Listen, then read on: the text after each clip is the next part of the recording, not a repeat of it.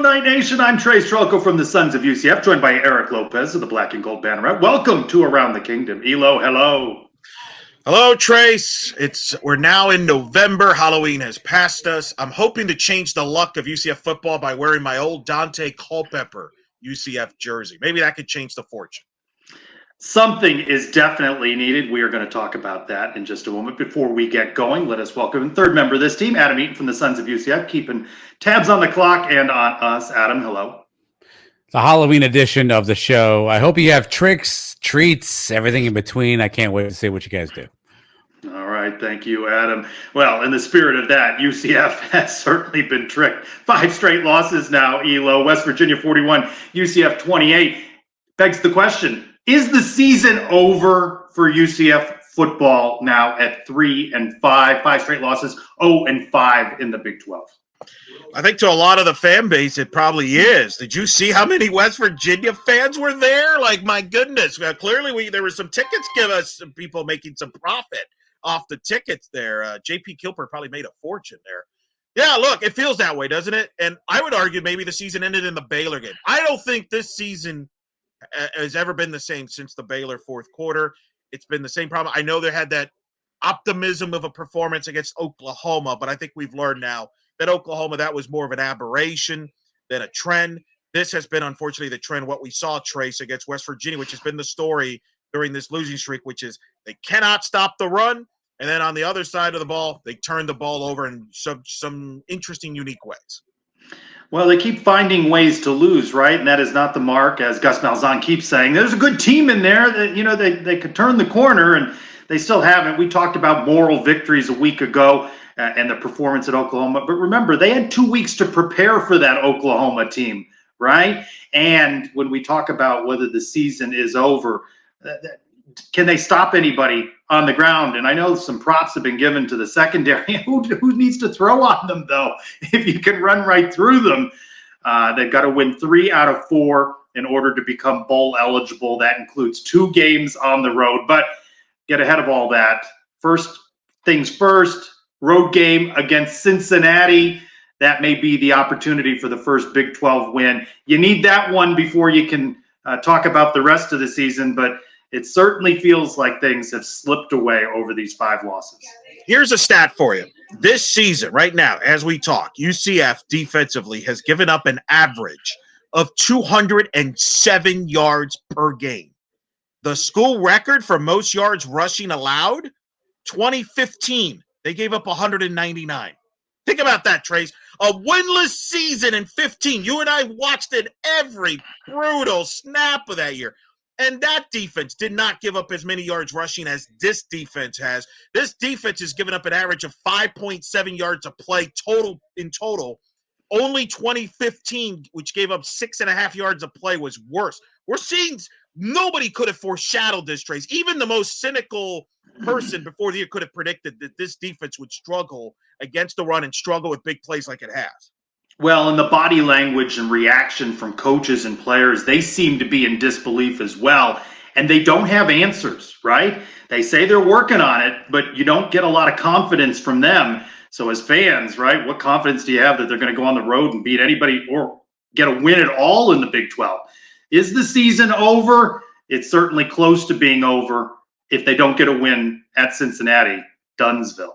Yeah, and I don't think people, even if they turn it around and go 6-6, I'm not sure people are going to be really fired up and excited of how the year played out, which obviously, Trace, the question brings up with this season is, what is the personality of this team under Gus Malzahn? Who is this UCF football team? How do we define this 2023 UCF football team? I think it's something that I asked of Coach Malzahn several weeks ago, something you messaged me after you heard the interview when I asked about being mentally tough. And this does not seem like a mentally tough team. And when we talk about the identity, the personality, how it reflects on Gus Malzahn, certainly inconsistent, right?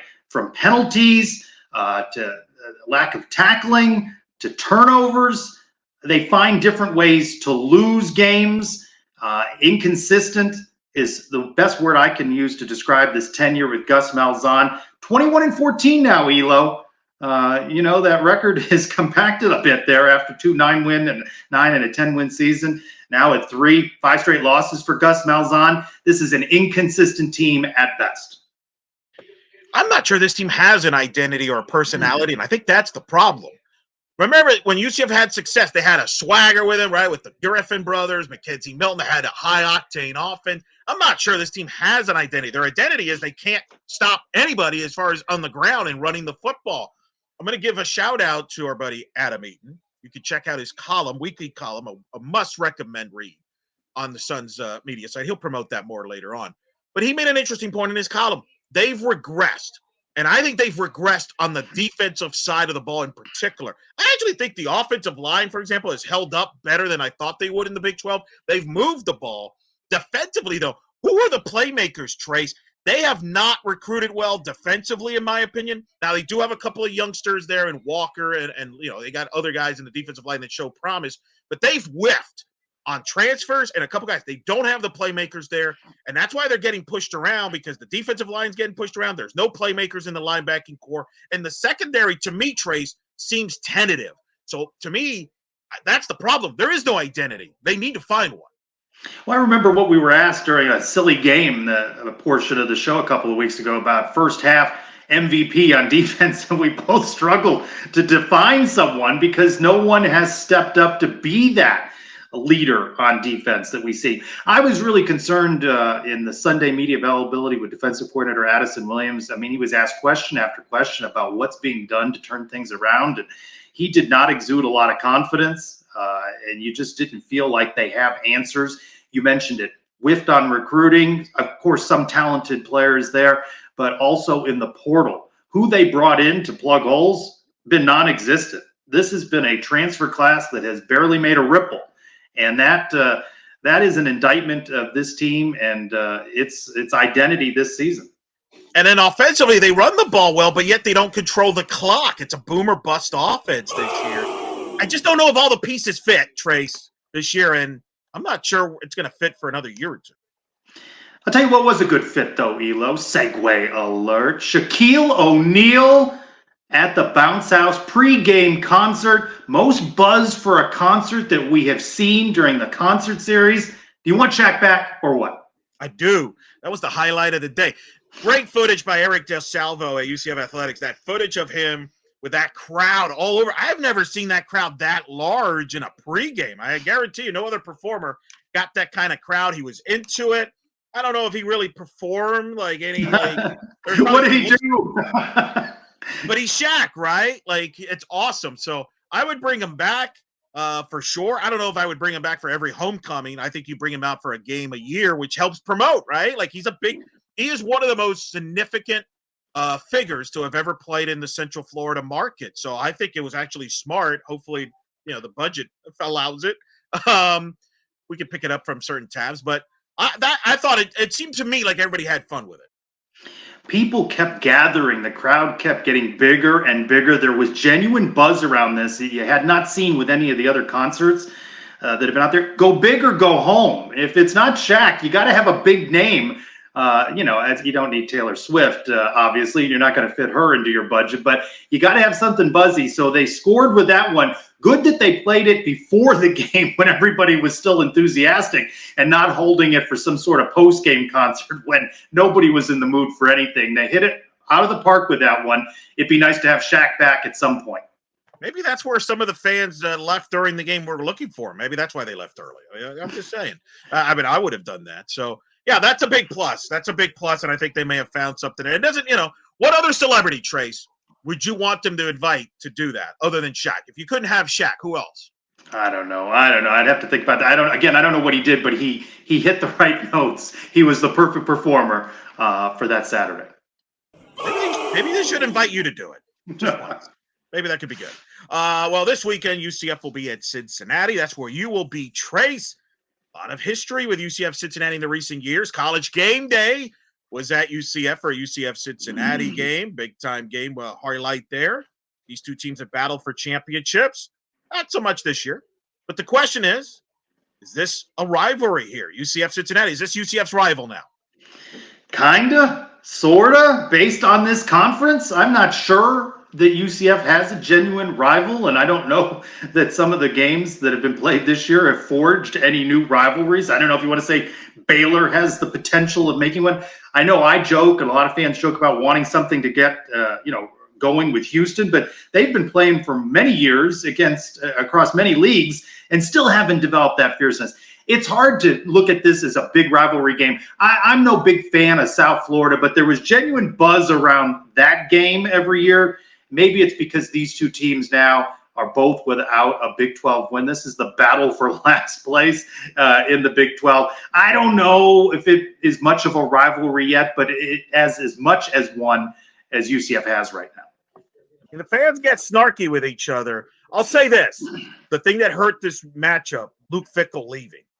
That was a big part of it. Luke Fickell did an incredible job at Cincinnati, brought him to success. He was kind of the foil to UCF, different styles.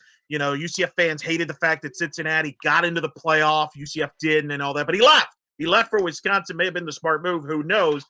As we're doing this show, Trace, by the time a lot of people watch and listen, which we appreciate, by the way, the Big 12 schedule is going to be out for the next few years.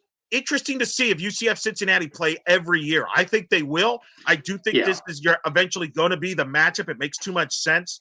But it's going to take some time. And I think both programs right now have the question of where are they going from a football direction as far as in the Big 12. They've got a new head coach. They've had a rough year.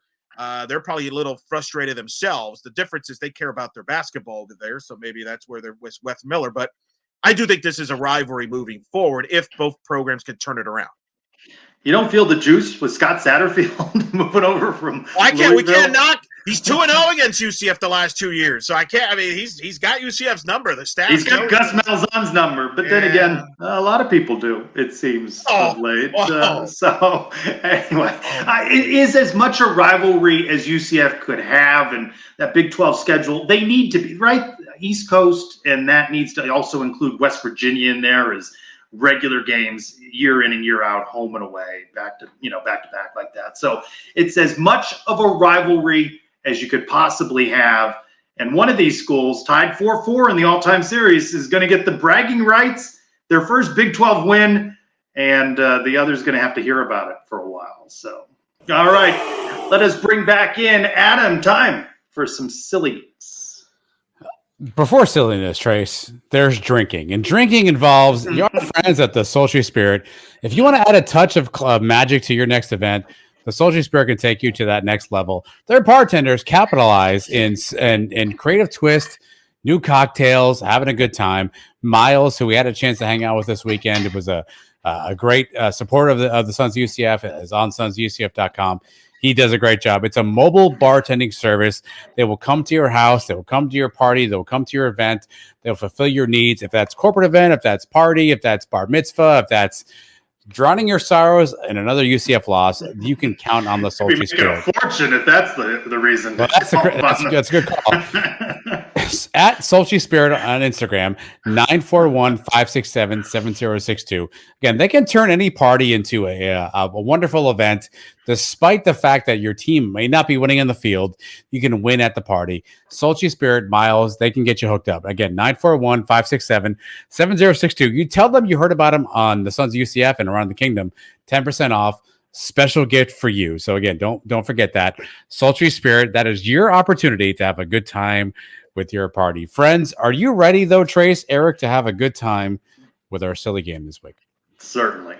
Halloween themed. So this is a scary type of game. Here you go, right? You mentioned games already. You mentioned kind of where we are. If you take the 2015 season out of the mix, in the last 20 years, Eric, I'll start with you. Is this the scariest season UCF's had? Take 2015 out of the mix. Is this season right here, 2023, the scariest season you've been a part of? Ooh, that's a great question, right? Because I was there in 2004. That was pretty scary, where we not only were they winless, they weren't even competitive in the MAC. That was dark. That was a really dark time. So it's right up there, though. 08 was bad because we had no offense, but I would say those two are pretty bad. But this is up there, though. This is up there. I'm curious where Trace is at with this on this one. Yeah. Considering the expectations going into this season, it is certainly dark and dreary, but it's hard to be worse than not being competitive in the MAC. That's fair. That's fair. Listen, that's definitely fair. It's definitely in the top three. Okay, let's talk about this then. A few games left on the schedule. UCF obviously has to win pretty much the majority of these games to go to a bowl game. So, Trace, what is the scariest game on the schedule going forward for UCF? Well, I naturally would want to say Texas Tech. I know. Facing Oklahoma State at home and one of the top running backs in the country with a defense that is near the bottom in all of FBS. That seems pretty scary to me. What, you turned on your Red Raiders now? What a fair weather bandwagon guy you are, turning on your By Red the way, Raiders. Elo, I'm tired of people stopping me outside Burger U making Red Raider cracks. What are you talking about? We have that great photo. It's right now. It's being played right here. Look at that beautiful photo of you there with a graduate. I mean, that's tremendous. Look, obviously, Oklahoma State, which may have the best running back in the country, and Gordon coming into town is scary. But I'm going to actually tell you what's scary. What if we lose to Cincinnati? How scary is that going to be? How dark is that going to be? Gloomy. Oh boy, that's not going to be a fun social media or post game there if that happens. That's what scares me. All right, Eric, I'll start with you on this one. If you were playing against UCF, who was the scariest player to game plan on offense? Ooh. Do they have to be healthy, or could it be a guy that's not healthy? It could be a guy, any guy you want, any guy you think is going to suit up and actually perform. I think Johnny Richardson, I'll say him, because he's so fast and electric outside. I would definitely be concerned with him on the perimeter there, because he could break it for a 60, 70 yards. I'll keep it to one name so I don't cheat, because Trace will accuse me of cheating, but I will go with Johnny Richardson. I would not accuse you of cheating. Xavier Townsend. Did not play this weekend. That could have been a big factor in UCF. All right, Trace, last question. Again, it's Halloween. What's your favorite Halloween candy? What's the one candy? If there's a bowl full of candy options available to you, Trace, what do you grab it? Hands down, Reese's Peanut Butter Cups. Numero uno. Eric? I'm a Snickers guy. Snickers. Push. Wow. Yeah, let's do it. Yeah. What do you got, Adam? I'm a Three Musketeers guy. I do not like peanut butter. So I would not go. Trace, you are out. Eric, you're closer than Trace is on the candy grab. Oh, thank you. Very good. You're welcome. All right. There you go. Good That turns luck, out. That's right. All right. All right. See you, Adam. Thank you. All right, Eric, you mentioned it earlier. We are getting closer to the start of men's basketball and women's basketball, both projected dead last in their first seasons in the Big 12. What should UCF fans look forward to with the start of a new basketball season? I think you look forward to seeing what Darius Johnson and C.J. Walker can do when healthy. We haven't seen C.J. Walker healthy in particular. Remember, this was a highly touted transfer out of Oregon, a highly recruit. I believe, Trace, if C.J. Walker is healthy last year, this UCF would have been an NCAA tournament team. I know some of the fans want to ignore the injuries that happened and, no excuse. This team had injuries, and I think if Walker would have been healthy, they would have been in the tournament. So I'm looking forward to seeing him and seeing what he can do in a very important year for him, not for his future, really, and if he wants to continue to play in basketball and make a living out of it. He seems to recognize that point of yours as well. During his media availabilities, media day, he said how challenging it was to watch, knowing that there were games that they were close and he knew he could make a difference, certainly defensively. So you think he's good, right, for a couple of wins over the course of last season. So I back up your point on that. I'm looking forward to seeing him. But you know what? I feel like there's buzz, at least for this season, welcoming in these Big 12 teams. And maybe some nights it's not going to go UCF's way, and maybe a lot of nights, and maybe they won't be competitive games. But you're still going to have Kansas in the house and others. And that's pretty exciting. Again, that novelty will wear off, but for a first season, I think if you do any better than 14th, you've exceeded expectations. Here's the exciting thing, though. You're playing the very best, right? You're not stressing out about, got to play East Carolina. No, you're playing the very best. You're going to get your money's worth. You're going to see Kansas, who might be the national title favorites. The first ever home game for UCF, Big 12 for UCF. Baylor is a national title perennial power. It's a who's who of college basketball. And I'm happy for all the diehards. Trace, you know this. Think of all the years playing at the old arena in front of 1,000 people from where we've come from. That's pretty cool. Don't worry about don't get caught up in the win losses on a nightly basis. Just take the moment in. That'd be my advice. All right, that was my preaching there. But since we got to they do keep results. Trace, how many wins UCF football currently have in the Big 12? That'd be 0. The same amount, same UCF men's basketball currently has right now. Of course, they haven't started Big 12 yet until January. The big question, Trace, as of right now, who do you believe will end with more Big 12 conference wins? Gus and UCF football or Johnny UCF basketball? Well, Gus only has 4 more chances, and there's no way he's running the table. I like Johnny's chances here. For me, it was always going to be 5 wins or so was the over-under. That's how I saw it. And I think from basketball, watching basketball, if this team were to get 7 wins, watch out, right? With a good slate in the non-conference portion of the season. So 5 to me was the over-under. Gus can at most do 4. I like Johnny in this one. Are we counting Cincinnati, Houston as Big 12 wins? I mean, I know some people won't even count that on the football side. They Asterisk on football. I think football will get 2. I'm confident basketball can get way more than that. I think they'll split with BYU. I'm going to give you a bold prediction right here, Trace. Right here, around the kingdom. You heard it here first. UCF's not going to finish last in the Big 12. Every college hoops expert, they're cracking their jokes. They're going to finish last. Gary Parrish at CBS Sports, it's like, UCF will never win a Big 12. They will not finish last. That's my bold prediction. I think they will. I think they will win a handful of games. I'm with you. Half a dozen? Now we're getting that could now you're pushing it. Now you're like, don't be absurd. But more than Gus. Yes. Will Gus get any? He'll get. He better. He better. Or what? Or I'll tell you, they won't have to worry about people leaving the stands early because there won't be many. That's the problem. But I think football will win a couple. But I think basketball wins 4 or 5. I'm with you. I think they split with BYU, Cincinnati, and they're going to pull an upset at home against somebody.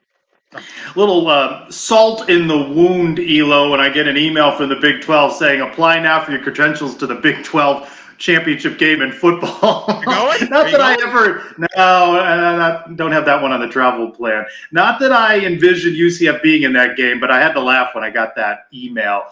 Oklahoma upset. Dylan Gabriel with a loss. Kansas there with the win. Shakes things up. Kansas State looking pretty good. 5 teams in contention here. You still think this heads for an Oklahoma-Texas rematch? No, I don't. This is a huge weekend of the Big 12. I mean, obviously, UCF Cincinnati's the headliner on FS1. But you got Bedlam for the last time playing. Both times. What a shame for the last time. Welcome to College Athletics 2023. You got Texas hosting Kansas State without their starting quarterback. They got the backup starting for a second week in a row. Kansas State's playing well. Iowa State and Kansas also playing a big game. We're going to see some separations. I think Kansas State will beat Texas, and it wouldn't shock me if Oklahoma State upset Oklahoma, which would probably make Brett Yormark some mixed feelings. He's in a bit of a weird spot, Trace, because on the one hand, you want Kansas State and Oklahoma State to represent your league because that's part of your future. But on the other hand, you want to make sure one of your teams makes the playoff and get extra money. Well, then you need to root for Oklahoma or Texas if you're Brett Yormark. So a weird spot for him there. He didn't go to the Oklahoma-Texas game when it was played earlier. Does he show up for a championship game if it features the two of them? I think your point's interesting. Like, he wants his future schools in there, but he wants that check too. He's a smart guy. It's shaping up as an interesting stretch run now in the league. And as I think UCF fans have seen, very competitive top to bottom. There aren't the gimme games on the schedule. Hey, remember Iowa State was buried early on. They've clawed their way back into things. It is a fun league to watch week in and week out. And it's going to get stronger. Utah joins next year. They're going to be among the favorites. Arizona is a team to watch. Jed Fish, I watched them on Saturday night. They knocked off a big win against Oregon State. They're on the rise. And oh, by the way, you've got Colorado in prime time. I know they've hit their lumps, but people like to watch Colorado. He's going to get linemen. He's going to get transfers. That could be UCF's rival, Trace. UCF Colorado. That'd be the Trace Trylko Bowl with as much time as you're traveling in Colorado. I mean, it's like a second resident. The other black and gold. Right? I know my nephew goes to the University of Colorado at Boulder saying that he really wants Colorado to play UCF, and he wants the game in Orlando because he wants a trip. Wow. To come on down. He and his friends are talking about that already. So when that schedule comes out, you're hooking him up to tickets. You're gonna hook him I don't know if he's got a place to crash for free, but I don't know about all the rest of that. Maybe it won't be that hard. Who knows what the ticket situation? But yeah, the Big 12 is strong. It's not going to get easier. That's the point we're saying. Just because you're in year one doesn't mean it's guaranteed to get easier moving forward. But yeah, it is what it is. Meanwhile, Trace, we have other sports going on beyond football, believe it or not. Men's soccer ranked number 1 in the country. Unfortunately, though, losing to James Madison on Tuesday night. And so they are now the 2 seed in the Sun Belt. Marshall wins the regular season title. UCF reign as number 1 ranked team in the country will likely end in 2 weeks. They will host the Sun Belt quarterfinal on Sunday. Women's soccer, big win over TCU in the opening round of the Big 12 tournament over TCU. Big resume win. They play BYU Wednesday night. BYU top 10, a big match there. And then volleyball at Houston this weekend. They're big rivals in volleyball. What caught your attention here, Tracy?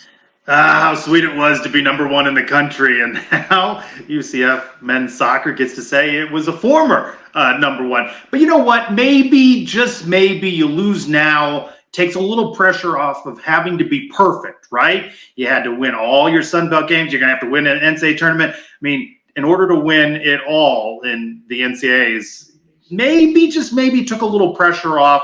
They got outplayed in this one, right? It's not as if, though, it was a fluke. They lost that game, and maybe they bought into the headlines and the hype a little bit too much during the week and distraction. They say, act like you've been there before. It's your fault, Trace. You guys had that little big press conference, the number 1 ranking. All you wanted to get coverage. Well, remember that line, act like you've been there before, behave like you've been there before? Well, they hadn't been there before. No, they haven't. So it's a bit of a setback, but they still control everything down the line, and this is still a talented team. So I still like where they are. And women's soccer gets that only upset in the first round. They still need, it seems like, another. Well, they're still in the bubble. A win over BYU Wednesday, in my opinion, stamps them into the NCAA tournament. A loss to BYU, and it's going to be a long next to the till Monday for that selection show. Volleyball. This is a big weekend. Let me give you this stat about volleyball. You know how many wins UCF volleyball has on the road this year against top 100 RPI teams? I don't know. That's a good one. 0. Ooh. 0. Might be a good idea to get one this weekend before it gets really rough for them. So it's a pretty important weekend for them as far as their NCAA purposes. Men's soccer, I agree. They got to regroup. They're the 2 seed, which means they'll host the quarters and potentially the semis. In a positive is the route they got to take. They could get 2 top 10 RPI wins if they were to win the conference tournament. If they accomplish that, they could be a top 4 national seed, which means they would be at home throughout the NCAA tournament. The negative is you have another setback and you might be out of the top 4 national seed, which means you're going to have to travel in the tournament. But still, a lot in front of them. They're going to be fine. I think they'll regroup. Coach Calabrese knows what he's doing. Exciting times for all 3 sports. Of course, all 3 doing better than football. All right, let's bring back in Adam. Adam, give us some knowledge. All right, gents, wow, that's a pretty clean show. Here's what I got. So you talked about UCF football, a couple of stats that are really disarming. They were ranked 90th in the country in penalties, 6.6 penalties per game. That's not good. And rushing defense, 126 out of 130.